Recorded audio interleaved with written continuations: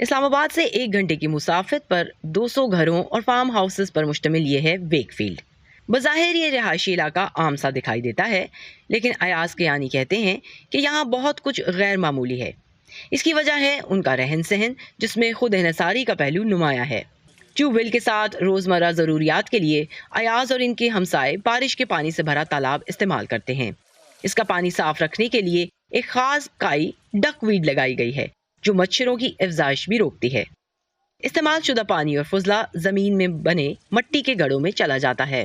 پانی کے بارے میں ہم بہت سینسٹیو ہیں، کیونکہ پانی ایک ایسی چیز ہے کہ جو کہ بہت ہی ایک امپورٹنٹ اور ویلیویبل ریسورس ہے، اور پاکستان میں پانی کی اسکارسٹی کے ایشوز ہیں وہ بہت تیزی سے بڑھتے چلے جا رہے ہیں۔ تو ہم اس میں 2 چیزیں کرتے ہیں۔ ایک تو یہ ہے کہ ہم پانی کا استعمال جو ہے اس کو یعنی بہت لاجیکل یا اس طرح سے کرتے ہیں کہ وہ پانی ضائع نہ ہو رہا ہو، اور دوسرا یہ ہے کہ جو رین واٹر ہے اس کو ہارویسٹ کرتے ہیں۔ تو رین یعنی یہاں اس ایریا میں چونکہ یہ برانی علاقہ ہے تو یہاں ایک ریزنیبل حد تک بارشیں ہوتی ہیں، تو بارش کا پانی جو ہے ہم کوشش کرتے ہیں کہ وہ ہمارے فارمز کا پانی جو ہے ہمارے فارمز پہ رہے، وہ رن آف کر کے آگے نہ چلا جائے۔ پانی کی بنیادی ضرورت کے بعد آتی ہے خوراک۔ ویک فیلڈ کے مکین بڑی مقدار میں پھل اور سبزیاں اگاتے ہیں۔ ایک گھرانے کا دوسرے کے ساتھ تازہ سبزیوں اور پھلوں کا تبادلہ یہاں کی روزمرہ زندگی کا حصہ ہے۔ اس سال ہم نے ٹماٹر لگایا تھا، بیٹر گاڑ لگایا تھا، توریاں وغیرہ لگائی تھیں۔ ابھی ہم جو ہے میں نے یہ ایک ٹنل بنائی ہے، تو اس میں ہمارا دل ہے کہ کچھ چیزیں باکلے وغیرہ اس طرح کی چیزیں ڈیفرنٹ جو ہیں وہ لگائیں گے، اور سردیوں میں بھی ٹماٹر کو اگائیں گے ہم۔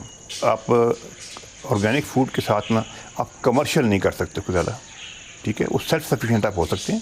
اگر آپ دوسرا پرانے ٹماٹر لگائیں گے جو اوریجنل ٹومیٹوز سے، تو آپ کی ییلڈ اتنی نہیں ہوگی، ٹھیک ہے، لیکن آپ اپنے لیے یوز کر سکتے ہیں، اپنی کمیونٹی کے لیے کر سکتے ہیں، وہ اتنا ہو جاتا ہے، سیلف سفیشینٹ آپ ہو جائیں گے۔